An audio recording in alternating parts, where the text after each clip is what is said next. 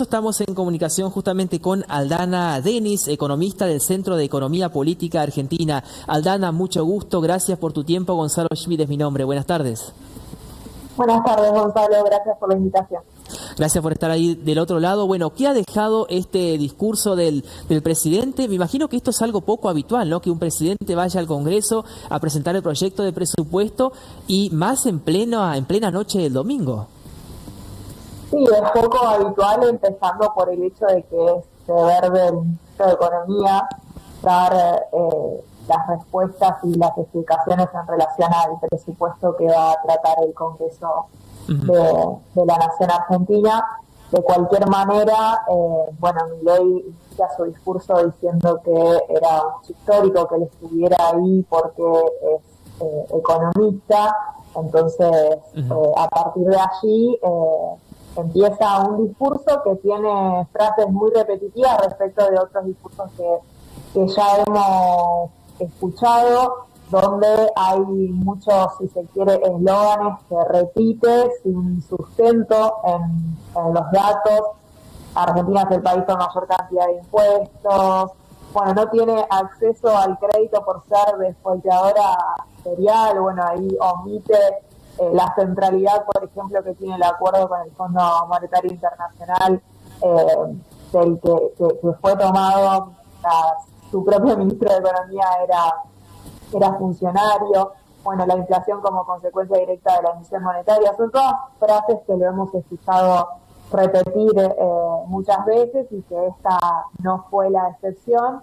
Si yo repasaba un poco el discurso, hubo poco respecto de la explicación de dónde va a recaer el ajuste fiscal que plantea para el año que viene y cómo eso no va a tener un impacto significativo en materia de actividad económica, porque recién repasaba el mensaje de presupuesto y las proyecciones macroeconómicas que realizan estiman un crecimiento del Producto Bruto Interno del 5% para el año que viene, traccionado por la industria y el comercio, y la verdad es que es bastante llamativo en el marco en el que está, en el que se encuentran justamente esos dos sectores.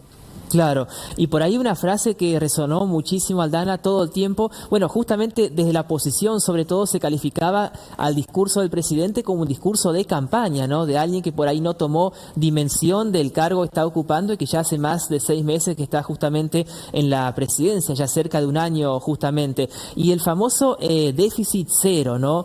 Del que tanto se habla, y ahora por ahí le pidió más esfuerzo a las provincias y sobre todo lo que ello implica, ¿no? Porque más allá de las formas, de que vaya al Congreso el presidente, de que sea un día domingo a la noche, lo que importa por ahí son cómo impacta, ¿no?, en la vida social de cada uno de nosotros este déficit cero. O sea que muchos dicen que el panorama hacia adelante es igual o más ajuste todavía. ¿Es así esto? Sí, exactamente. Él plantea en el discurso que el equilibrio fiscal es innegociable y que el superávit primario, es decir, la diferencia entre los ingresos y los gastos corrientes, tiene que ser igual o superior a los intereses del pago de la deuda. Es decir, que va a haber superávit como condición, superávit primario y superávit financiero, que ese es el objetivo central y que a partir de allí se van a ajustar las partidas del gasto en función de lograr ese objetivo. Eso es una distinción muy importante en materia de política pública y de modelo de gobierno, de modelo de país, ¿no?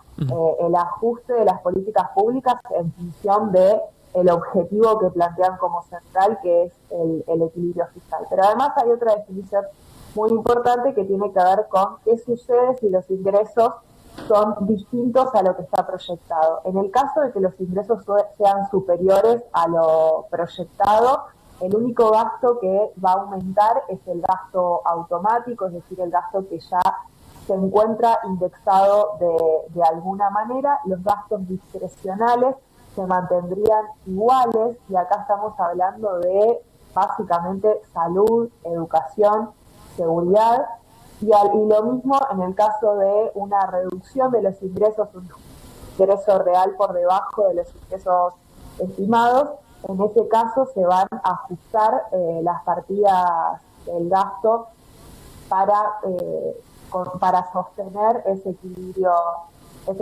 fiscal, sin tener en cuenta lo que eso implica, porque justamente en una parte del discurso dice que lo que se va a ajustar es el gasto para que esa recesión la absorba el sector público y no el sector privado. Bueno, en un contexto recesivo, propiciar un ajuste aún mayor del gasto, creo que no hay manuales que digan que eso va a permitir una recuperación y que no va a tener impacto para el sector privado. De hecho, el ejemplo más claro es este mismo año que estamos transitando, con lo que implicó la retirada del Estado en ciertos sectores en este contexto recesivo, que no significa que la recesión la absorbió el sector público, sino que el sector privado está pagando un costo muy alto por esta situación. Y la pregunta, Dana, es ¿hasta cuánto tiempo, cómo ven ustedes el panorama social, ¿no? ¿Cuánto más va a aguantar, sobre todo los sectores más vulnerables, que ya la están por ahí no pasando bien en este momento? ¿Todavía tiene un alto consenso social pese a estas políticas el gobierno nacional?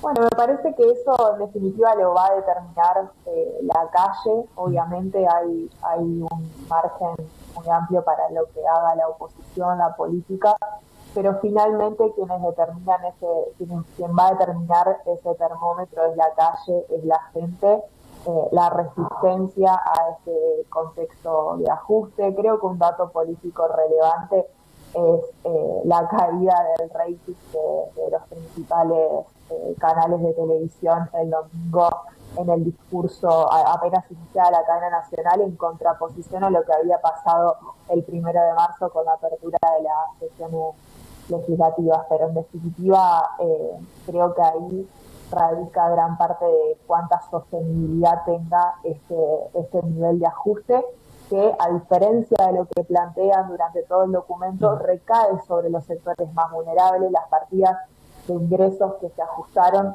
son impuestos que estaban destinados a las personas con más patrimonio de la Argentina, como es el caso de bienes personales, en tanto que las partidas del gasto que se terminan ajustando son finalmente partidas de educación, de salud, de seguridad, el gasto previsional, el gasto en asistencia social. Es decir, que en definitiva no hay manera de que este ajuste, tal como está planteado, no recaiga sobre los sectores más vulnerables.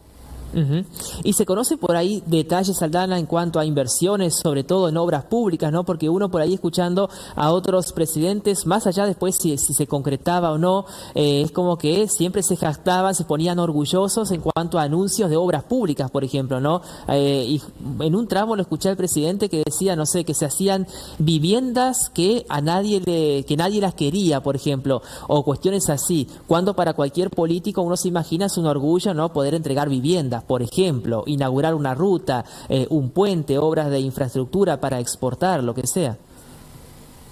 Sí, no llegué a terminar el presupuesto en su totalidad como para hacer un análisis más profundo de lo que es la inversión en obra pública. Sí me quedaba, mientras analizaba el discurso de ayer, con una frase respecto a cuáles son las funciones del Estado Nacional.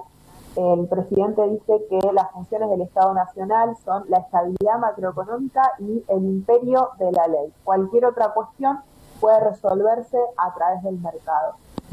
Para poner un poco un marco a esto que vos decías de la vivienda, lo podemos pensar en la educación pública, en las universidades. También anunció que va a vetar, o al menos dio a entender que va a vetar la ley de financiamiento universitario. Es decir, en ese sentido es una frase bastante contundente como para entender cuál es la perspectiva que tiene el gobierno respecto a las funciones del Estado en cuanto a educación, salud, seguridad, acceso a la vivienda, en este caso particular que vos mencionabas. Bueno, habrá que ver cómo continúa este debate, obviamente en los próximos meses, todavía falta, y si el Congreso no también aprueba este proyecto de presupuesto.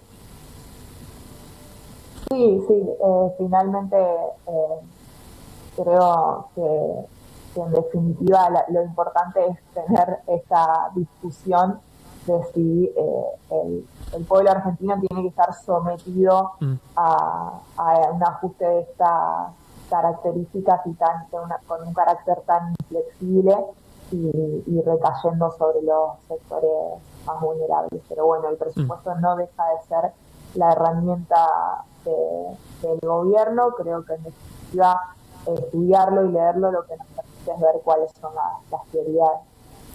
Por supuesto. Aldana, muchísimas gracias por este contacto, un saludo. Gracias a ustedes.